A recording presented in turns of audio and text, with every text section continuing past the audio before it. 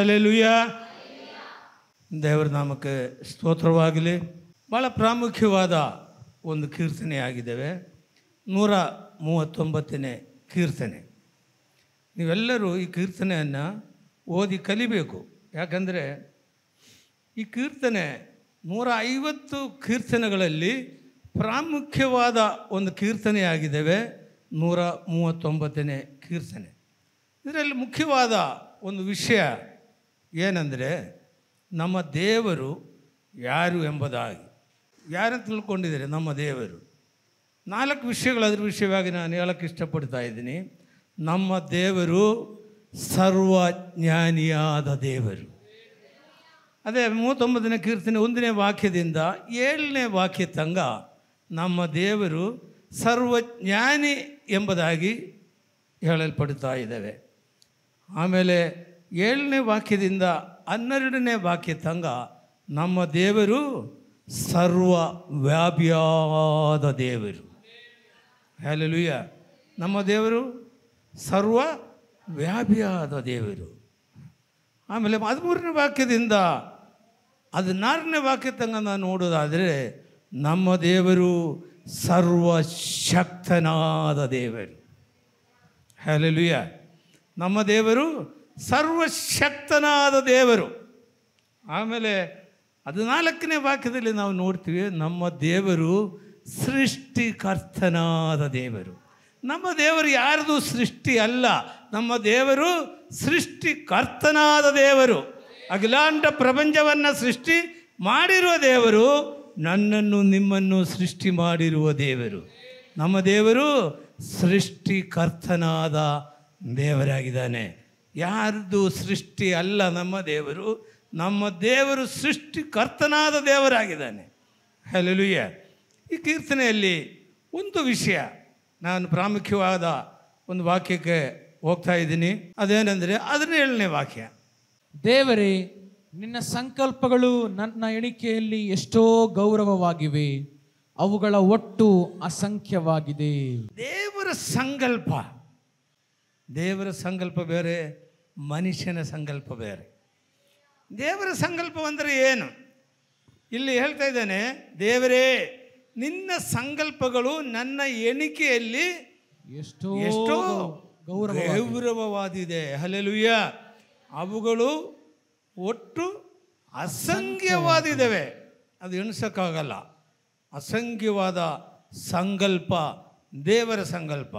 ಮತ್ತು ನೋಡು, ಅವುಗಳನ್ನು ಲೆಕ್ಕಿಸುವುದಾದರೆ ಸಮುದ್ರದ ಮರಳಿಗಿಂತ ಹೆಚ್ಚಾಗಿವೆ. ಹಾಗಾದ್ರೆ ಎಷ್ಟೊಂದರೆ ಇದುವರೆ ಸಮುದ್ರದ ಮರಳಿಗಿಂತ ಹೆಚ್ಚಾಗಿದ್ದಾವೆ ದೇವರ ಸಂಕಲ್ಪ. ದೇವರ ಸಂಕಲ್ಪವೆಂದರೆ ಏನು? ಏನೂ ಇಲ್ಲ. ಇಡೀ ಮಾನವ ಜನಾಂಗಗಳ ರಕ್ಷಣೆ. ಇಡೀ ಮಾನವ ಜನಾಂಗಗಳ ರಕ್ಷಣೆನೇ ದೇವರ ಸಂಕಲ್ಪ. ಯೋಹಾನ 3:16 ನಾವು ನೋಡ್ತೀವಿ, ದೇವರ ಲೋಕದ ಮೇಲೆ ಎಷ್ಟೋ ಪ್ರೀತಿಯನ್ನಿಟ್ಟು ತನ್ನ ಒಬ್ಬನೇ ಮಗನನ್ನು ಕೊಟ್ಟನು, ಆತನಲ್ಲಿ ನಂಬುವ ಒಬ್ಬನಾದರೂ ನಾಶವಾಗದೆ ಎಲ್ಲರೂ ನಿತ್ಯ ಜೀವನ ಹೊಂದಬೇಕೆಂದು ಆತನನ್ನು ಕೊಟ್ಟನು. ಏನಕ್ಕೋಸ್ಕರ? ಹಲ್ಲೆಲೂಯಾ. ಏನಕ್ಕೋಸ್ಕರ? ಇಡೀ ಮಾನವ ಜನಾಂಗಗಳನ್ನು ರಕ್ಷಿಸುವುದಕ್ಕೋಸ್ಕರ. ಇಡೀ ಮಾನವ ಜನಾಂಗಗಳನ್ನು ರಕ್ಷಿಸುವುದಕ್ಕೋಸ್ಕರ. ಯಾವುದರಿಂದ? ಪಾಪದಿಂದ, ಶಾಪದಿಂದ, ಅನೇಕ ಬಂಧನಗಳಿಂದ, ಸೈತಾನ ಬಂಧನಗಳಿಂದ, ರೋಗದಿಂದ ರಕ್ಷಿಸುವುದಕ್ಕೋಸ್ಕರನೇ ಕರ್ತನಾದ ಯೇಸು ಕ್ರಿಸ್ತನು ಈ ಪ್ರಪಂಚದಲ್ಲಿ ಬಂದಿರೋದು. ಹಲ್ಲೆಲೂಯಾ. ಇದು ಯಾವ ಸಂಕಲ್ಪ? ದೇವರ ಸಂಕಲ್ಪ. ಹಲ್ಲೆಲೂಯಾ. ಯೆಶಾಯನ ಬರೆದ ಗ್ರಂಥದಲ್ಲಿ ನಾವು ನೋಡ್ತೀವಿ. ಯೆಶಾಯನ ಬರೆದ ಗ್ರಂಥ 34:10ನೇ ವಾಕ್ಯ ಓದಿ ನೋಡು. ಅವನನ್ನು ಜಜ್ಜುವುದು ಯೆಹೋವನ ಸಂಕಲ್ಪವಾಗಿತ್ತು. ಯೆಹೋವನ ಸಂಕಲ್ಪ. ಈಗ ನಾವು ಸಂಕಲ್ಪ, ದೇವರ ಸಂಕಲ್ಪ ಏನು ಅಂತ ನೋಡ್ತಾ ಇದ್ದೀವಿ. ದೇವರ ಸಂಕಲ್ಪ ಏನು ಗೊತ್ತಾ? ಅವನನ್ನು ಜಜ್ಜುವುದು ದೇವರ ಸಂಕಲ್ಪ. ಯಾರನ್ನು ಜಜ್ಜುವುದು? ಇಡೀ ಪ್ರಪಂಚದಲ್ಲಿ ದೇವರಿದಾನೆ ನರಾವತಾರವನ್ನು ತಾಳಿ ಈ ಪ್ರಪಂಚದಲ್ಲಿ ಬಂದು ಯೇಸುವಿನ ಹೆಸರು ತಗೊಂಡು ಈ ಪ್ರಪಂಚದಲ್ಲಿ 33 ವರ್ಷ ಕಾಲ ಜೀವಿಸಿದ ಅದೇ ಯೇಸುವನ್ನು ಜಜ್ಜುವುದು ದೇವರ ಸಂಕಲ್ಪವಾಗಿದೆ. ಕಾಲ್ವರಿ ಶಿಲುಬೆಯಲ್ಲಿ ನಮಗೋಸ್ಕರ ಯೇಸು ಜಜ್ಜಲ್ಪಟ್ಟನು. ಆತನು ಅವನನ್ನ ವ್ಯಾಧಿಯಿಂದ ಬಾಧಿಸಿ ಹೀಗೆಂದುಕೊಂಡನು, ಇವನು ತನ್ನ ಆತ್ಮವನ್ನ ಪ್ರಾಯಶ್ಚಿತ್ತ ಯಜ್ಞಕ್ಕಾಗಿ ಒಪ್ಪಿಸಿದ ಮೇಲೆ. ಹಲ್ಲೆಲೂಯ. ಯೇಸು ತನ್ನ ಆತ್ಮವನ್ನು ಪ್ರಾಣವನ್ನ ಪ್ರಾಯಶ್ಚಿತ್ತ ಯಜ್ಞವಾಗಿ ಒಪ್ಪಿಸಿದು. ಇದೇ ದೇವರ ಸಂಕಲ್ಪ. ನಮ್ಮ ಕರ್ತನಾದ ಯೇಸು ಕ್ರಿಸ್ತನು ಕಾಲ್ವರಿ ಶಿಲುಬೆಯಲ್ಲಿ ನಮಗೋಸ್ಕರ ಸತ್ತನು, ನಮ್ಮನ್ನು ರಕ್ಷಿಸೋಕ್ಕೋಸ್ಕರ. ಆತನು ತನ್ನ ಪ್ರಾಣವನ್ನು ನಮಗೋಸ್ಕರ ಬಿಟ್ಟನು, ನಮಗೋಸ್ಕರ ಯಜ್ಞವಾದನು. ಇದೇ ದೇವರ ಸಂಕಲ್ಪ. ಈ ಸಂಕಲ್ಪ ಅಸಂಖ್ಯವಾದ ಸಂಕಲ್ಪ. ಸಮುದ್ರದ ದಡದಲ್ಲಿರುವ ಮರಳುಗಳಷ್ಟು ಲೆಕ್ಕ ಇಲ್ಲದಲೇ ಇರುವ ಸಂಕಲ್ಪ ದೇವರ ಸಂಕಲ್ಪ. ನಮ್ಮನ್ನು ರಕ್ಷಿಸುವುದೇ ದೇವರ ಸಂಕಲ್ಪ. ಹಲ್ಲೆಲೂಯ. ದೇವರು ನಮ್ಮನ್ನು ಯಾವ ರೀತಿ ನೋಡ್ತಾರೆ ಎಂಬುದಾಗಿ ಈ 139ನೇ ಕೀರ್ತನೆಯಲ್ಲಿ ನಾವು ನೋಡುವರಾಗಿದ್ದೀವಿ. 1ನೇ ವಾಕ್ಯದಿಂದ ನೋಡು ಅದನ್ನು. ಯೆಹೋವನೇ, ನೀನು ನನ್ನನ್ನು ಪರೀಕ್ಷಿಸಿ ತಿಳುಕೊಂಡಿದ್ದಿ. ಹಲ್ಲೆಲೂಯ. ಯೆಹೋವನೇ, ನೀನು ನನ್ನನ್ನು ಪರೀಕ್ಷಿಸಿ ತಿಳ್ಕೊಂಡಿದ್ದೀಯಾ. ನಮ್ಮನ್ನೆಲ್ಲ ದೇವರು ಪರೀಕ್ಷಿಸಿ ತಿಳ್ಕೊಂಡಿದ್ದಾರೆ. ಯಾರು ತಿಳ್ಕೊಂಡಿಲ್ಲ ಅಂತ ತಿಳ್ಕೊಬೇಡ್ರಿ ನೀವು, ದೇವರು ತಿಳ್ಕೊಂಡಿದ್ದಾರೆ. ಹಲ್ಲೆಲೂಯ. ಏನು ಮಾಡಿದ್ದಾರೆ? ಪರೀಕ್ಷಿಸಿದ್ದಾರೆ, ತಿಳ್ಕೊಂಡಿದ್ದಾರೆ. ಮತ್ತೇನೇನು ಮಾಡಿದ್ದಾರೆ ನೋಡು. ನಾವು ಕೂತ್ಕೊಳ್ಳೋದು, ಹೇಳುವುದು ನಿನಗೆ ಗೊತ್ತದೆ. ಹೇಳುವುದು ನಿಮಗೆ ಗೊತ್ತಿದೆ. ಯಾರಿಗೆ ಗೊತ್ತಿದೆ? ದೇವರಿಗೆ ಅಸಾಧ್ಯ. ಯಾಕಲ ಹೇಳಿದ್ವಲ್ಲ, ದೇವರು ಸರ್ವಜ್ಞಾನಿಯಾದ ದೇವರು. ಹಲ್ಲೆಲೂಯ. ನೀನು ಕೂತ್ಕೊಳ್ಳೋದು, ನೀನು ಹೇಳುವುದು ದೇವರಿಗೆ ಗೊತ್ತಿದೆ. ಆಮೇಲೆ ದೂರದಿಂದಲೇ ನಿನ್ನ ಆಲೋಚನೆಗಳನ್ನು ಬಲ್ಲವನಾಗಿದ್ದಾನೆ. ದೂರದಿಂದಲೇ ನೀನು ಯಾರು, ನೀನೇನು ಮಾಡ್ತಾ ಇದೀಯಾ, ನೀನು ಏನು ಯೋಚನೆ ಮಾಡ್ತಾ ಇದೆಯಾ ಎಂಬುದಾಗಿ ಯಾರು ನೋಡ್ತಾ ಇದ್ದಾರೆ? ದೇವರು ನೋಡ್ತಾ ಇದ್ದಾರೆ. ಹಲ್ಲೆಲೂಯ. ದೇವರು ನಮಗೆ ಸ್ತೋತ್ರವಲ್ಲ. ಹಾಗಾದರೆ ದೇವರು ನಮ್ಮನ್ನು ದೂರದಿಂದ ನೋಡಿ ನಮ್ಮ ಆಲೋಚನೆಗಳನ್ನು ಗೊತ್ತು ಮಾಡುವ ದೇವರಾಗಿದ್ದಾನೆ. ಹಲ್ಲೆಲೂಯ. 3ನೇ ವಾಕ್ಯ. ನಾನು ನಡೆಯುವುದನ್ನು ಮಲಗುವುದನ್ನು ಶೋಧಿಸಿ ಗ್ರಹಿಸಿಕೊಳ್ಳುತ್ತಿ. ನಾನು ನಡೆಯೋದನ್ನು ಮಲಗುವುದನ್ನು ಶೋಧಿಸಿ ಗ್ರಹಿಸಿಕೊಳ್ಳುತ್ತಿ. ನನ್ನ ನಡತೆಯೆಲ್ಲ ನಿನಗೆ ಗೋಚರವಾಗಿದೆ. ನನ್ನ ನಡತೆಯೆಲ್ಲ ನಿನಗೆ ಗೋಚರವಾಗಿದೆ. ದೇವರ ಮಕ್ಕಳೇ, ಕೇಳ್ತಾ ಇದ್ದೀರಾ? ಎಷ್ಟು ಜನಕ್ಕೆ ಅರ್ಥವಾಯ್ತು ಇದನ್ನು? ನೀನು ನಡೆಯೋದು, ನೀನು ಮಲ್ಕೊಳ್ಳೋದು, ನೀನು ಯೋಚನೆ ಮಾಡ್ತಾ ಇರೋದು ದೂರದಿಂದ ದೇವರು ನೋಡ್ತಾ ಇದ್ದಾರೆ. ಹಾಗಾದರೆ ನಾವು ಹೆಂಗೆ ಜೀವಿಸಬೇಕು? ಹೆಂಗೆ ಜೀವಿಸ್ಬೇಕು? ಇಷ್ಟ ಬಂದಂಗೆ ಜೀವಿಸ್ಬೇಕಾ? ದೇವರು ನಮ್ಮನ್ನು ನೋಡ್ತಾ ಇದ್ದಾನೆ. ಹಲ್ಲೆಲೂಯ. ಆದ್ದರಿಂದ ದೇವರ ವಾಕ್ಯವನುಸರಿಸಿ ನಾವು ಜೀವಿಸೋದು ಎಷ್ಟೋ ಒಳ್ಳೆಯದು. ಹಲ್ಲೆಲೂಯ. ಆಮೇಲೆ ನೋಡು 4ನೇ ವಾಕ್ಯ ನೋಡು. ಯೆಹೋವನೇ, ನನ್ನ ನಾಲಿಗೆಯ ಮಾತುಗಳಲ್ಲಿ ನೀನು ಅರಿಯದೇ ಇರುವಂಥದ್ದು ಒಂದೂ ಇಲ್ಲ. ಹಲ್ಲೆಲೂಯ. ನಾಲಿಗೆಯ ವಿಷಯ ದೇವರಿಗೆ ಗೊತ್ತಿದೆ. ಯೆಹೋವನೇ, ನನ್ನ ನಾಲಿಗೆಯ ಮಾತುಗಳಲ್ಲಿ ನೀನು ಅರಿಯದೇ ಇರುವುದನ್ನು ಒಂದೂ ಇಲ್ಲ. ನೀನು ಒಳ್ಳೆಯದು ಮಾತಾಡಿದ್ರು ದೇವರಿಗೆ ಗೊತ್ತು, ಗಲಾಟೆ ಮಾಡಿದ್ರು ದೇವರಿಗೆ ಗೊತ್ತು, ಚಾಡಿ ಹೇಳಿದ್ರು ದೇವರಿಗೆ ಗೊತ್ತು, ಸುಳ್ಳು ಹೇಳಿದ್ರು ದೇವರಿಗೆ ಗೊತ್ತು. ನಿನ್ನ ನಾಲಿಗೆಯಲ್ಲಿ ಏನೇನು ಮಾಡ್ತಾ ಇದೆ ಎಲ್ಲ ದೇವರು ನೋಡ್ತಾ ಇದ್ದಾನೆ. ಹಲ್ಲೆಲೂಯ. ಎಚ್ಚರವಾಗಿರ್ರಿ. ಅದರಿಂದ ನಮ್ಮ ನಾಲಿಗೆಯಿಂದ ದೇವರ ಸ್ತೋತ್ರ ಯಾವಾಗಲೂ ಮಾಡ್ತಾ ಇರಬೇಕು. ಹಲ್ಲೆಲೂಯ. ಎಲ್ಲರೂ ಸೇರಿ ದೇವರ ಸ್ತುತಿ ಮಾಡ್ರಿ. ಹಲ್ಲೆಲೂಯ. ನಮ್ಮ ನಾಲಿಗೆಯಿಂದ ನಾವು ದೇವರನ್ನು ಸ್ತೋತ್ರ ಮಾಡುತ್ತಾ ಇರಬೇಕು. ಹಲ್ಲೆಲೂಯ. ಹಾಗಾದರೆ ನಮ್ಮ ದೇವರು ಸರ್ವಜ್ಞಾನಿಯಾದ ದೇವರು, ಎಲ್ಲ ಗೊತ್ತಿರುವ ದೇವರು. ಮತ್ತೆ 7ನೇ ವಾಕ್ಯ ನೋಡು. ನಾನು ನಿನ್ನ ಆತ್ಮಕ್ಕೆ ತಪ್ಪಿಸಿಕೊಳ್ಳುವಂತೆ ಎಲ್ಲಿಗೆ ಹೋಗಲಿ, ನಿನ್ನ ಕಣ್ಣಿಗೆ ಮರೆಯಾಗುವಂತೆ ಎಲ್ಲಿಗೆ ಹೋಗಲಿ. ದೇವರು ಸರ್ವವ್ಯಾಪಿಯಾದ ದೇವರು. ನೀನು ದೇವರನ್ನು ತಪ್ಪಿಸಿಕೊಂಡು ಎಲ್ಲಿ ಹೋಗಕ್ಕೆ ಸಾಧ್ಯವಿಲ್ಲ. ಅದರಿಂದ ದೇವರನ್ನು ತಪ್ಪಿಸಿಕೊಂಡು ನಾವು ಎಲ್ಲಿಗೆ ಹೋಗಲಿ, ನಿನ್ನ ಕಣ್ಣಿಗೆ ಮರೆಯಾಗುವಂತ ಎಲ್ಲಿಗೆ ಓಡಲಿ. ನೀನು ಎಲ್ಲಿ ಓಡಿದ್ರು ದೇವ್ರಿಗೆ ಗೊತ್ತಾಗುತ್ತೆ. ಹಲ್ಲೆಲೂಯ. ದೇವರನ್ನ ಮರೆಯಾಗಿ ನೀನೇನು ಮಾಡೋಕ್ಕೆ ಸಾಧ್ಯವಿಲ್ಲ, ಎಲ್ಲಿ ಹೋಗೋಕ್ಕೂ ಸಾಧ್ಯವಿಲ್ಲ. ಮೇಲಿನ ಲೋಕಕ್ಕೆ ಏರಿ ಹೋದರೂ ಅಲ್ಲಿಯೂ ನೀನು ಇರ್ತಿ, ಪಾತಾಳಕ್ಕೆ ಹೋಗಿ ಮಲಗಿಕೊಂಡ್ರೆ ಅಲ್ಲಿಯೂ ನೀನಿದೆಯಾ, ಮತ್ತೆ ಎಲ್ಲಿ ಹೋಗೋಣ? ಈಗ ಪ್ರಪಂಚದಲ್ಲಿ ಮೇಲೆ ಆಕಾಶ ಕೆಳಗಡೆ ಎಲ್ಲೇ ಹೋದರೂ ಯಾರಿರ್ತಾರೆ? ದೇವರಿರ್ತಾರೆ. ಹಂಗಾದ್ರೆ ನಮ್ಮ ದೇವರು ಸರ್ವವ್ಯಾಪಿಯಾದ ದೇವರು. ಬರೀ ಪರಲೋಕದಲ್ಲಿ ಮಾತ್ರವಲ್ಲ, ಭೂಮಿಯಲ್ಲಿ ಮಾತ್ರವಲ್ಲ, ನೀನು ಎಲ್ಲಿ ಹೋದರೂ ಕೂಡ ಅಲ್ಲಿ ನಮ್ಮ ದೇವರಿದ್ದಾನೆ. ದೇವರನ್ನು ತಪ್ಪಿಸ್ಕೊಂಡು ನೀನು ಎಲ್ಲಿಗೂ ಹೋಗಕ್ಕೆ ಸಾಧ್ಯವಿಲ್ಲ. ಹಲ್ಲೆಲೂಯಾ. ಸರ್ವಜ್ಞಾನಿಯಾದ ದೇವರು ಅಲ್ಲ, ಸರ್ವ ವ್ಯಾಪಿಯಾದ ದೇವರು. ನೀನು ಇಲ್ಲಿ ಕೂತ್ಕೊಂಡು ಪ್ರಾರ್ಥನೆ ಮಾಡಿದ್ರು ದೇವರು ಕೇಳ್ತಾರೆ. ಆಫ್ರಿಕಾ ಖಂಡದಲ್ಲಿ ಕೂತ್ಕೊಂಡು ಪ್ರಾರ್ಥನೆ ಮಾಡಿದ್ರು ದೇವರು ಕೇಳ್ತಾರೆ. ಅಮೇರಿಕಾದಲ್ಲಿ ಕೂತ್ಕೊಂಡು ಪ್ರಾರ್ಥನೆ ಮಾಡಿದ್ರು ದೇವರು ಕೇಳ್ತಾನೆ. ನಮ್ಮ ದೇವರು ಸರ್ವವ್ಯಾಪಿಯಾದ ದೇವರು. ಒಂದೇ ಕಡೆ ಇರುವ ದೇವರಲ್ಲ. ಒಂದೇ ಕಡೆ ಇರೋದಾದರೆ ನೀನು ತಪ್ಪಿಸ್ಕೊಂಡು ಬೇರೆ ಕಡೆಗೆ ಹೋಗ್ಬೋದು, ಇಲ್ವಾ? ಹಂಗಾದ್ರೆ ದೇವರು ಎಂಥದ್ದಾಗಿದ್ದಾರೆ? ಸರ್ವವ್ಯಾಪಿಯಾದ ದೇವರಾಗಿದ್ದಾನೆ. ಹಲ್ಲೆಲೂಯಾ. ನೋಡು, ಮತ್ತೆ ಅರುಣ ರೆಕ್ಕೆಗಳನ್ನು ಕಟ್ಟಿಕೊಂಡು ಹಾರಿ ಹೋಗಿ ಸಮುದ್ರದ ಕಟ್ಟ ಕಡೆಯಲ್ಲಿ ವಾಸ ಮಾಡೇನೆಂದರೆ, ನೀನು ಸಮುದ್ರದ ಕಟ್ಟ ಕಡೆ ಹೋಗಿ ವಾಸ ಮಾಡಿದ್ರು ಅಲ್ಲಿಯೂ ನಿನ್ನ ಕೈ ನನ್ನನ್ನು ನಡೆಸುವನು, ನಿನ್ನ ಬಲಗೈ ನನ್ನನ್ನು ಹಿಡಿದಿರುವನು. ಹಲ್ಲೆಲೂಯಾ. ದೇವರ ಕೈ ನಮ್ಮನ್ನು ಹಿಡಿದ ಮೇಲೆ ಏನ್ರಿ ನಮಗೆ? ಹಲ್ಲೆಲೂಯಾ. ನಮ್ಮನ್ನು ಬೀಳದಂಗೆ ಕಾಪಾಡುವ ದೇವರು. ದೇವರು ನಮ್ಮನ್ನು ಕೈಯನ್ನು ಹಿಡಿಯುವ ದೇವರು. ಎಷ್ಟು ದೂರ ಹೋಗಿ ನೀನು ಇದ್ದರೂ ಕೂಡ ನಮ್ಮ ದೇವರು ಅಲ್ಲೇ ಇದ್ದಾನೆ. ಹಲ್ಲೆಲೂಯಾ. ದೇವರು ನಮ್ಗೆ ಸ್ತೋತ್ರವಾಗಲಿ. ನೀನು ಎಲ್ಲೋ ದೂರ ಕಡೆಗೆ ಹೋಗಿ, ಅನೇಕರು ಗಲ್ಫ್ ಕಂಟ್ರೀಸ್ಗೆ ಹೋಗ್ತಾರೆ, ಅಮೇರಿಕಾಗೆ ಹೋಗ್ತಾರೆ, ಬೇರೆ ಬೇರೆ ಆಸ್ಟ್ರೇಲಿಯಾ, ನ್ಯೂಜಿಲೆಂಡು, ಯುರೋಪು ಎಲ್ಲ ಕಡೆಗೆ ಹೋದರೂ ಕೂಡ ಅಲ್ಲಿ ಯಾರಿದ್ದಾರೆ? ದೇವರಿದ್ದಾರೆ. ಏನು ಮಾಡ್ತಾರೆ ದೇವರು? ನಮ್ಮನ್ನು ನಡೆಸುವ ದೇವರು, ನಮ್ಮನ್ನು ಕರ ಹಿಡಿಯುವ ದೇವರು. ಹಲ್ಲೆಲೂಯಾ. ದೇವರ ನಾಮಕ್ಕೆ ಸ್ತೋತ್ರವಾಗಲಿ. ಮತ್ತೆ ನೋಡು 11ನೇ ವಾಕ್ಯ. ಕಾರ್ಗತ್ತಲು ನನ್ನ ಕವಿಯುವುದು, ಹಗಲು ಹೋಗಿ ನನ್ನ ಸುತ್ತಲೂ ಇರುಳಾಗುವುದು ಎಂದು ಹೇಳಿಕೊಂಡರೇನು? ನಿನಗೆ ಕತ್ತಲೆಯು ಕತ್ತಲೆಯಲ್ಲ, ഇരുಳು ಹಗಲಾಗಿಯೇ ಇರುತ್ತದೆ. ಹಲ್ಲೆಲೂಯಾ. ಕತ್ತಲೆ, ದೇವರಿಗೆ ಕತ್ತಲೆ ಇಲ್ಲ. ದೇವರಿಗೆ ಕತ್ತಲೆ ಇಲ್ಲ. ನೀನು ಕತ್ತಲೆಯಲ್ಲಿ ಹೋಗಿ ಯಾರು ಕಾಣಲ್ಲ ಅಂದಲ್ಲಿ ಮಲ್ಕೊಂಡ್ರೆ, ಲೈಟೆಲ್ಲ ಆಫ್ ಮಾಡ್ಕೊಂಡು ಮಲ್ಕೊಂಡ್ರೆ ದೇವರಿಗೆ ಕತ್ತಲೆ ಇಲ್ಲ ಅಂದೆ. ಹಲ್ಲೆಲೂಯಾ. ನೀನೇನು ಕತ್ತಲೆಯಲ್ಲಿ ಕೂತ್ಕೊಂಡ್ರು ಕೂಡ ಯಾರಿಗೆ ಕಾಣ್ತದೆ? ದೇವರಿಗೆ ಕಾಣ್ತದೆ. ನಿನಗೆ ಕತ್ತಲೆ ಇರ್ಬೋದು, ಲೈಟ್ ಆಫ್ ಮಾಡಿದ್ರೆ ನಿನಗೆ ಕತ್ತಲೆ ಬರ್ತದೆ, ಆದರೆ ದೇವರಿಗೆ ಏನಿಲ್ಲ, ಕತ್ತಲೆ ಇಲ್ಲ. ಹಲ್ಲೆಲೂಯಾ. ದೇವರ ನಾಮಕ್ಕೆ ಸ್ತೋತ್ರವಾಗಲಿ. ಮತ್ತು ನಾವು ಮುಂದಕ್ಕೆ ಹೋಗೋಣ ವಾಕ್ಯವನ್ನು.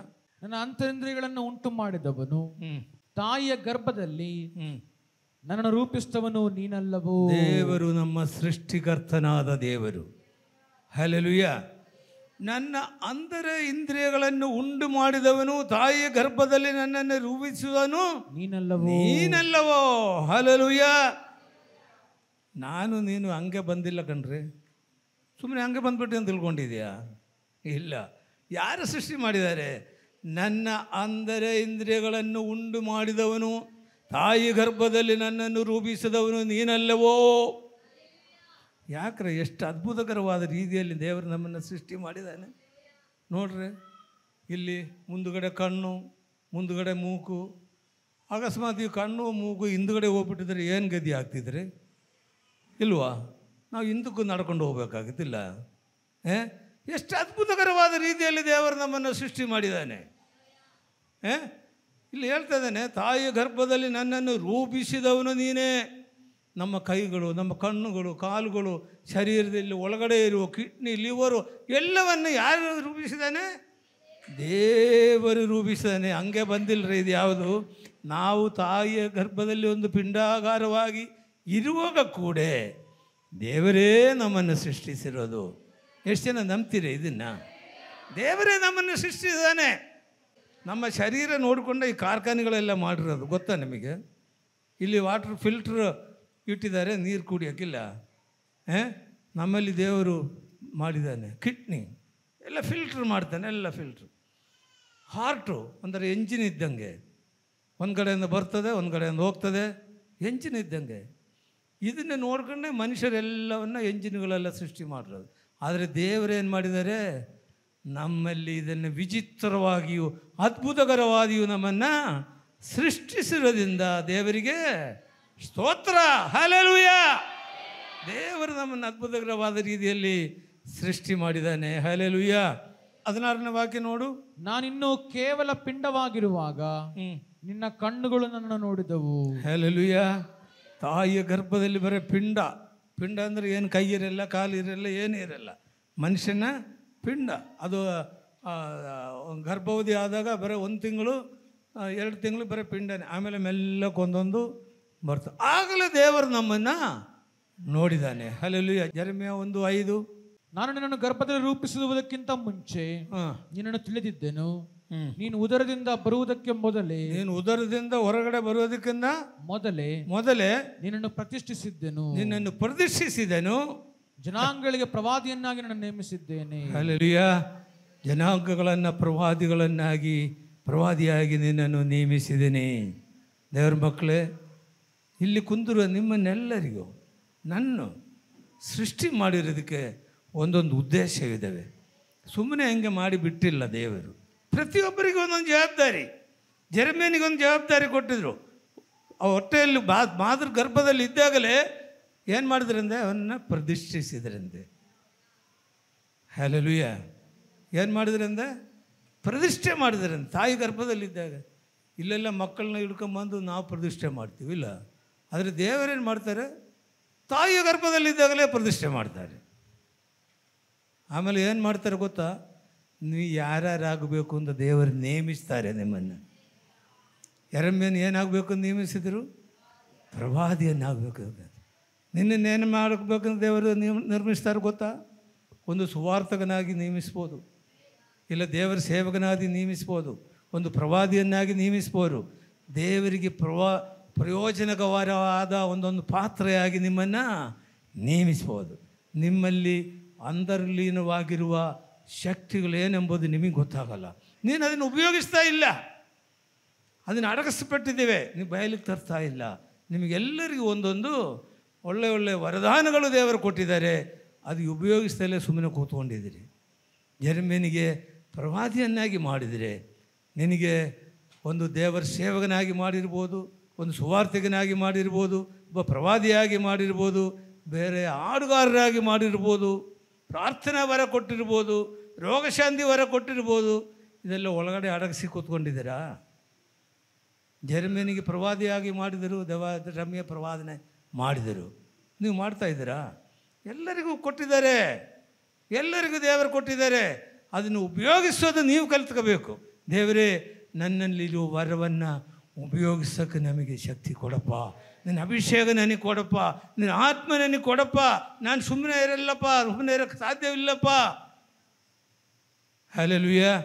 ನಾವು ಉಪಯೋಗಿಸ್ತಾ ಇಲ್ಲ ಅಷ್ಟೇ, ಎಲ್ಲ ದೇವರು ನಮ್ಮನ್ನು ನೇಮಿಸಿದ್ದಾರೆ. ಹಲ್ಲೆಲೂಯಾ. ಮತ್ತು ನೋಡು ಕೆಳಗಡೆ, ನಾನು ಇನ್ನು ಕೇವಲ ಪಿಂಡವಾಗಿರುವಾಗ ನಿನ್ನ ಕಣ್ಣುಗಳು ನನ್ನನ್ನು ನೋಡಿದವು.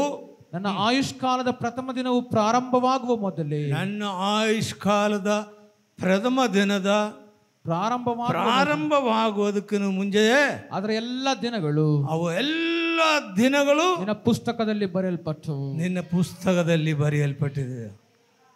ಹಲ್ಲೆಲೂಯಾ. ಹಾಗಾದರೆ ದೇವರ ಕೈಯಲ್ಲಿ ಏನೈತೆ ಗೊತ್ತಿಲ್ವಾ? ಒಂದು ಪುಸ್ತಕ ಇಟ್ಟಿದ್ದಾರೆ ಅಂದರೆ, ಇಲ್ಲಿ ಹುಟ್ಟಿದ ಮೇಲೆ ಜಾತಕ ಬರೀತಾರೆ ಇಲ್ವಾ? ಆದರೆ ದೇವರು ಯಾವಾಗ ಬರೀತಾರೆ? ಯಾವಾಗ ಬರೀತಾರೆ ಅಂದರೆ, ನಾನು ಕೇವಲ ಪಿಂಡವಾಗಿರುವಾಗ ನಿನ್ನ ಕಣ್ಣುಗಳು ನನ್ನನ್ನು ನೋಡಿದಿವೆ, ನನ್ನ ಆಯುಷ್ಕಾಲದ ಪ್ರಥಮ ದಿನವು ಪ್ರಾರಂಭವಾಗೋದಕ್ಕೂ ಮೊದಲೇ, ನೀನು ಹುಟ್ಟೋದಕ್ಕೂ ಮೊದಲೇ ನಿನ್ನ ಜಾತಕ ಎಲ್ಲ ಬರೆದಿಟ್ಬಿಟ್ಟಿದ್ದಾರೆ. ಹಲ್ಲೆಲೂಯಾ. ನಿನ್ನ ಜಾತಕ ದೇವರು ಬರೆದಿಟ್ಟಿದ್ದಾರೆ. ಹುಟ್ಟಿದ ಮೇಲೆ ಅಲ್ಲ ಜಾತಕ ಬರೆಯೋದು, ಇಲ್ಲೆಲ್ಲರೂ ಹುಟ್ಟಿದ ಮೇಲೆ ಬರೀತಾರೆ. ನಮ್ಮ ದೇವರು ಯಾವಾಗ ಬರೀತಾರೆ ಗೊತ್ತಾ? ತಾಯಿಯ ಗರ್ಭದಲ್ಲಿ ಇದ್ದಾಗಲೇ, ನೀನು ಹುಟ್ಟೋದಕ್ಕೂ ಪ್ರಥಮ ದಿನ ಒಂದು ದಿವಸ ಮುಂಚಿತವಾಗಿ ದೇವರೇನು ಮಾಡ್ತಾರೆ, ಆ ಪುಸ್ತಕದಲ್ಲಿ ಬರೆದಿಟ್ಟಿದ್ದಾರೆ. ದೇವರ ನಾಮಕ್ಕೆ ಸ್ತೋತ್ರವಾಗಲಿ. ಹಲ್ಲೆಲೂಯಾ. ಹಾಗಾದರೆ ನಮಗೆ ಕೆಲವು ಪುಸ್ತಕಗಳಿದ್ದಾವೆ. ವಿಮೋಚನಕಾಂಡ 32ನೇ ಅಧ್ಯಾಯ 32ನೇ ವಾಕ್ಯ ನೋಡು. ಆದ್ರೂ ನೀನು ಕರುಣವಿಟ್ಟು ಅವರ ಪಾಪವನ್ನ ಕ್ಷಮಿಸಬೇಕು. ಇಲ್ಲವಾದರೆ ನೀನು ಬರೆದಿರುವ ಜೀವಿತರ ಪಟ್ಟಿಯಿಂದ ನನ್ನ ಹೆಸರನ್ನು ಅಳಿಸಬಿಡಬೇಕೆಂದು ಕೇಳಿಕೊಳ್ಳುತ್ತೇನೆ ಎಂದು ಮೋಶೆಯ ಜಾತಕವನ್ನು ಪುಸ್ತಕದಲ್ಲಿ ಬರೆದಿಟ್ಟಿದ್ದರು. ಮೋಶೆ ಹೇಳ್ತಾನೆ, ಆ ಪುಸ್ತಕದಿಂದ ನನ್ನನ್ನು ತೆಗೆದು ಬಿಡಪ್ಪ. ಎಷ್ಟು ಜನ ದೇವರ ಪುಸ್ತಕದಲ್ಲಿ ನೋಂದಾಣಿಕೆ ಮಾಡಿಕೊಂಡಿದ್ದೀರಿ? ಎಷ್ಟು ಜನ ನೋಂದಾಣಿಕೆ ಮಾಡಿಕೊಂಡ್ರೆ? ಹಲ್ಲೆಲೂಯಾ. ಏನು ನೋಂದಾಣಿಕೆ? ಸ್ಕೂಲಿಗೆ ಹೋದರೆ ನೋಂದಾಣಿಕೆ ಮಾಡಲ್ವಾ? ಸುಮ್ಮನೆ ಸ್ಕೂಲಿಗೆ ಬಿಡ್ತಾರೇನ್ರಿ? ಈಗ ನೀವು ಮಕ್ಕಳ ಜೊತೆ ಹೋಗಿ ನಾನು ಕೂತ್ಕೊಳ್ತೀನಿ ಅಂದರೆ ಬಿಡ್ತಾರಾ? ಅಲ್ಲಿ ಹಾಜರು ಬುಕ್ ಇರ್ತವೆ, ಓದ್ತಾರೆ. ಹೆಸರು ಓದಿದ ತಕ್ಷಣ ಒಳಗಡೆ ಬರಬೇಕು. ಹಲ್ಲೆಲೂಯಾ. ಹೆಸರು ಹೇಳಿದಾಗ ಒಳಗೆ ಬರಬೇಕು. ಹೆಸರು ಇಲ್ಲದವ್ರನ್ನ ಯಾರನ್ನೂ ಕೂಡಿಸೋದಿಲ್ಲ. ಹಾಗಾದರೆ ಒಂದು ಪುಸ್ತಕ ಇದ್ದಾವೆ. ದಾನಿಯೇಲ ಪ್ರವಾದನ ಗ್ರಂಥ 12ನೇ ಅಧ್ಯಾಯ 1ನೇ ವಾಕ್ಯ, ಆಮೇಲೆ ಪ್ರಕಟಣೆ 21ನೇ ಅಧ್ಯಾಯ 27ನೇ ವಾಕ್ಯ, ಇವೆರಡು ವಾಕ್ಯಗಳು. ಆಗ ನಿನ್ನ ಜನರೊಳಗೆ ಯಾರ ಹೆಸರುಗಳು ಜೀವಬಾಧ್ಯರ ಪಟ್ಟಿಯಲ್ಲಿ ಸಿಕ್ಕುವವೋ, ಜೀವಬಾಧ್ಯ ಪಟ್ಟಿಯಲ್ಲಿ ಸಿಕ್ಕುವುದೋ ಅವರೆಲ್ಲರೂ ರಕ್ಷಿಸಲ್ಪಡುವರು.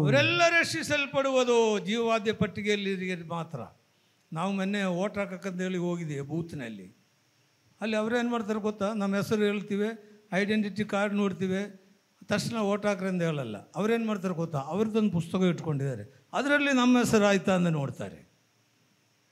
ಅದರಲ್ಲಿ ನಮ್ಮ ಹೆಸರು ಆಯ್ತನ್ನು, ನಮ್ಮ ಹೆಸರು ಇದ್ದರೆ ಹೋಗಿ ಓಟ್ ಹಾಕ್ರಿ ಅಂತ. ನೀವೆಲ್ಲ ಓಟ್ ಹಾಕಿದ್ರಲ್ಲ, ಅದೇ ಥರ ತಾನೇ ಮಾಡೋದು. ಇಲ್ಲಿನೂ ಅದೇ ಥರನೇ. ಅಲ್ಲಿನ ಪುಸ್ತಕ ಇದ್ದಾವೆ. ಆ ಪುಸ್ತಕದಲ್ಲಿ ಯಾರು ಹೆಸರು ನೋಂದಾಯಿಸಿದಾರೋ ಅವರು ರಕ್ಷಣೆ ಹೊಂದುವರು. ಹಲ್ಲೆಲೂಯಾ. ಪ್ರಕಟಣೆ ನೋಡು 21-27ನೇ ವಾಕ್ಯ ನೋಡು. ಅದರಲ್ಲಿ ಹೊಲೆಯಾದದ್ದೊಂದು ಸೇರುವುದಿಲ್ಲ, ಅಸಹ್ಯವಾದನ್ನು ಸುಳ್ಳಾದ ನಡೆಸುವವರು ಸೇರುವುದಿಲ್ಲ. ಯಜ್ಞದ ಕುರಿಯಾದಾತನ ಜೀವಬಾಧ್ಯರ ಪಟ್ಟಿಯಲ್ಲಿ ಯಾರ್ಯಾರ ಹೆಸರುಗಳು ಬರೆದಿದೆಯೋ ಅವರು ಮಾತ್ರ ಸೇರುವುದು. ಹಲ್ಲೆಲೂಯಾ. ಯಾರು ಎಲ್ಲಿಗೆ ಸೇರೋದು? ಸ್ಕೂಲ್ಗ? ಎಲ್ಲಿಗೆ ಸೇರ್ತಾರೆ? ಪರಲೋಕ ರಾಜ್ಯಕ್ಕೆ ಹೋಗ್ಬೇಕಾದ್ರೆ ಪುಸ್ತಕ ತೆಗಿತಾರೆ. ಹಲ್ಲೆಲೂಯಾ. ಜೀವಬಾಧ್ಯ ಪಟ್ಟಿಗೆಯಲ್ಲಿ ನಿನ್ನ ಹೆಸರಿದೆಯಾ? ಒಳಗೆ ಬಾ ಮಗಳೇ, ಒಳಗೆ ಬಾ ಮಗನೇ ಅಂತ ದೇವರು ಕರೀತಾರೆ. ಪಟ್ಟಿಯಲ್ಲಿ ಹೆಸರಿಲ್ವಾ? ಹೋಯ್ತು. ಯಾರ್ಯಾರಿಗೆ ಹೆಸರು ಇರಲ್ಲ ನೋಡು. ಮೊದಲನೇದು ಓದೋದನ್ನು ಅದೇ ವಾಕ್ಯ. ಅದರಲ್ಲಿ ಹೊಲೆಯಾದದ್ದೊಂದು ಸೇರುವುದಿಲ್ಲ. ಹೊಲೆಯಾದವ್ರನ್ನ ಯಾರನ್ನೂ ಬಿಡಲ್ಲ. ಹೊಲೆಯಾದವರು ಅಂದರೆ ಏನು ಗೊತ್ತಾ? ಹೊಲಸು ಮಾಡುವನು ಹೊಲೆಯ. ಹಲ್ಲೆಲೂಯಾ. ಯಾರು ಹೇಳಿದ್ದಾರೆ ಇದನ್ನು? ಬಸವಣ್ಣ ಹೇಳಿದ್ದಾನೆ. ಹೊಲಸು ಮಾಡುವನು ಹೊಲೆಯ ಅಂತೆ. ಯಾರು ಹೊಲಸು ಮಾಡ್ತಾರೋ ಅವರು ಹೊಲೆಯರು. ಅವ್ರನ್ನೇನು ಬಿಡಲ್ಲ. ಹೊಲಸು ಮಾಡುವರನ್ನ ಪರಲೋಕ ಬಿಡಲ್ಲ. ಯಾರು ಹೊಲಸು ಕೆಟ್ಟದು ಮಾಡುವರು, ಕೆಟ್ಟ ಕೆಲಸ ಮಾಡುವರು, ಪಾಪ ಮಾಡುವರು, ಇಂಥವೆಲ್ಲ ಮಾಡುವರನ್ನ ಎಲ್ಲಿ ಬಿಡಲ್ಲ? ಪರಲೋಕ ಬಿಡಲ್ಲ. ಆಮೇಲೆ ಮತ್ತೆ ನೋಡು, ಅಸಹ್ಯವಾದವನ್ನು ಮಾಡುವರು ಅವ್ರನ್ನೂ ಬಿಡಲ್ಲ. ಈ ಪಟ್ಟಿ ನೋಡಿದ್ರೆ ಭಾಳ ಇದ್ದಾವೆ, ನಮಗೆ ಹೇಳೋಕ್ಕೆ ಟೈಮ್ ಇಲ್ಲ. ಹಲ್ಲೆಲೂಯಾ. ಅದರಿಂದ ಪರಲೋಕ ಹೋಗ್ಬೇಕು ಅಂದರೆ ಏನಿದ್ದಾವೆ? ಒಂದು ಪುಸ್ತಕ ಇದ್ದಾವೆ. ಯಾರಾದರೂ ಇವತ್ತು ಆ ಪುಸ್ತಕದಲ್ಲಿ ನಿಮ್ಮ ಹೆಸರುಗಳು ನೋಂದಾಯಿಸಿಲ್ಲ ಅಂದರೆ ಇದೇ ಸುಪ್ರಸಾದ ಕಾಲ ಏನು ಭಾಳದಿಲ್ಲ. ಇವಾಗಲೇ ನೋಂದಾಯಿಸ್ಕೊಳ್ರಿ. ಆ ಯೇಸುವನ್ನ ರಕ್ಷಕನಾಗಿ ಈಗಲೇ ಸ್ವೀಕಾರ ಮಾಡಿಕೊಳ್ರಿ. ನಾನು ಪಾಪಿ, ನಾನು ಹೊಲಸು ಮಾಡಿದ್ದೀನಿ, ನಾನು ತಪ್ಪು ಮಾಡಿದ್ದೀನಿ, ಅಸ್ಯುಗಾದರಲ್ಲಿ ಪಾಲ್ಗೊಂಡಿದ್ದೀನಿ, ನನ್ನನ್ನು ಕ್ಷಮಿಸಪ್ಪ ಎಂಬುದಾಗಿ ಯೇಸು ಹತ್ರ ಕೇಳ್ಕೊಂಡ್ರೆ ಇವತ್ತು ನಿಮಗೆ ಬಿಡುಗಡೆ. ಇವತ್ತು ಬಿಡುಗಡೆ. ನಿನ್ನ ಹೆಸರು ಆ ಜೀವಬಾಧ್ಯ ಪಟ್ಟಿಗೆಯಲ್ಲಿ ನೋಂದಾಯಿಸ್ತಾರೆ. ನಿನ್ನ ಹೆಸರಿಲ್ವಾ? ಅಲ್ಲಿ ಸೇರಿಸಲ್ಲ. ಹಲ್ಲೆಲೂಯಾ. ಆಮೇಲೆ ಒದ್ದಾಡಿದ್ದಕ್ಕೇನು ಉಪಯೋಗ ಇಲ್ಲ. ನೋಂದಾಯಿಸ್ಕೊಳ್ರೆ ಇವಾಗಲೇ. ಯೇಸುವೇ, ನಾನು ಪಾಪಿ, ನನ್ನನ್ನು ರಕ್ಷಿಸಪ್ಪ. ಅದಕ್ಕೆ ಕೀರ್ತನಗಾರನು ಇಲ್ಲಿ ಬಂದು ಕಡೆಗೆ ಹೇಳ್ತಾ ಇದ್ದಾನೆ. 23ನೇ ವಾಕ್ಯ ನೋಡ್ರೆ. 23ನೇ ದೇವಾ ನನ್ನನ್ನು ಪರೀಕ್ಷಿಸಿ, ದೇವಾ ನನ್ನನ್ನು ಪರೀಕ್ಷಿಸಪ್ಪ, ನನ್ನ ಹೃದಯವನ್ನು ತಿಳಿದುಕೋ, ನನ್ನ ಹೃದಯವನ್ನು ತಿಳಿದುಕೋ, ನನ್ನನ್ನು ಶೋಧಿಸಿ, ನನ್ನ ಆಲೋಚನೆಗಳನ್ನು ಗೊತ್ತು ಮಾಡು, ನನ್ನ ಆಲೋಚನೆಗಳನ್ನು ಗೊತ್ತು ಮಾಡಿಕೋ. ನಾನು ಕೇಡಿನ ಮಾರ್ಗದಲ್ಲಿ ಇರುತ್ತೇನೋ ಏನೋ ನೋಡಿ, ಕೇಡಿನ ಮಾರ್ಗದಲ್ಲಿದ್ದೇನೋ ಎಂದು ಹೇಳಿ ಸನಾತನ ಮಾರ್ಗದಲ್ಲಿ ನನ್ನ ನಡೆಸು, ಸನಾತನ ಮಾರ್ಗದಲ್ಲಿ ನನ್ನನ್ನು ನಡೆಸು. Hallelujah, hallelujah.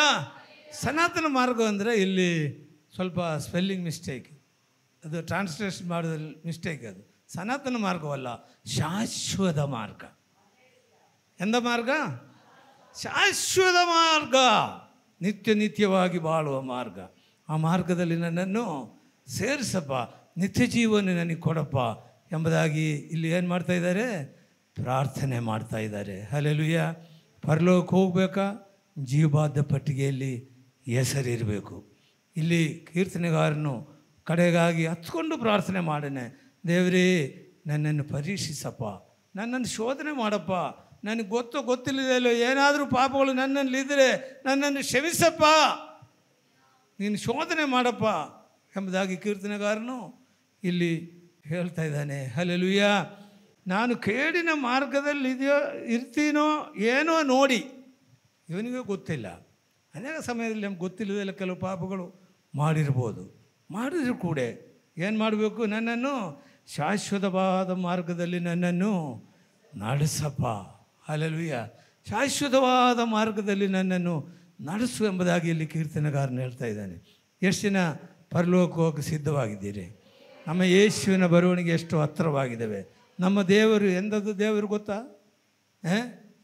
ಸರ್ವಜ್ಞಾನಿಯಾದ ದೇವರು, ಸರ್ವವ್ಯಾಪಿಯಾದ ದೇವರು, ಸರ್ವಶಕ್ತನಾದ ದೇವರು, ಸೃಷ್ಟಿಕರ್ತನಾದ ದೇವರು. ಈ ದೇವರೇ ನಿಜವಾದ ದೇವರು. ದೇವರು ಸರ್ವಶಕ್ತನಾಗಿರಬೇಕು, ಸರ್ವವ್ಯಾಪಿಯಾಗಿರಬೇಕು, ಸರ್ವಜ್ಞಾನಿಯಾಗಿರಬೇಕು. ಎಲ್ಲವನ್ನೂ ತಿಳ್ಕೋಬೇಕು. ನನಗೆ ಅದು ಗೊತ್ತಿಲ್ಲ, ಇದು ಗೊತ್ತಿಲ್ಲ ಅಂತ ದೇವರು ಹೇಳಂಗಿಲ್ಲ. ಈಗ ನಾನು ಹೇಳ್ಬೋದು ನಮಗೆ ಅಷ್ಟು ಗೊತ್ತಿಲ್ಲ, ಇದು ಗೊತ್ತಿಲ್ಲ. ದೇವರು ಸರ್ವಜ್ಞಾನಿಯಾದ ದೇವರು. ಅದು ಮಾತ್ರವಲ್ಲ, ನಮ್ಮ ದೇವರು ಯಾರಾಗಿದ್ದಾನೆ? ಸೃಷ್ಟಿಕರ್ತನಾದ ದೇವರು.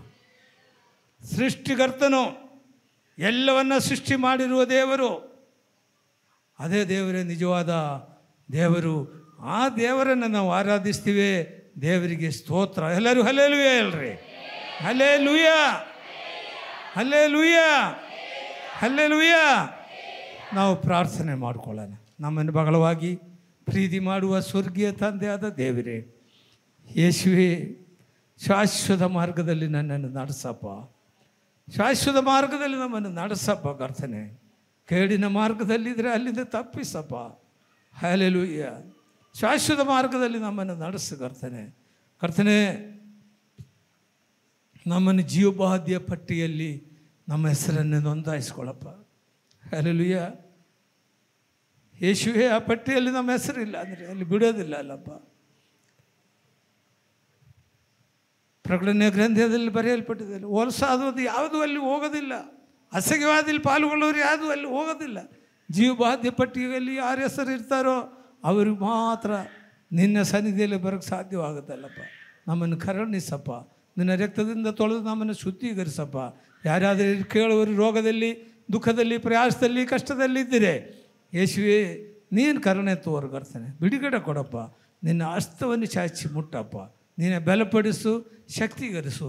ಯೇಸು ಕ್ರಿಸ್ತನ ನಾಮದಲ್ಲಿ ಬೇಡುತ್ತೀವಿ ತಂದೆಯೇ, ಆಮೇನ್. ಈ ಕಾರ್ಯಕ್ರಮವು church of god full gospel church Chitradurga ವತಿಯಿಂದ ಪ್ರಸಾರವಾಯಿತು.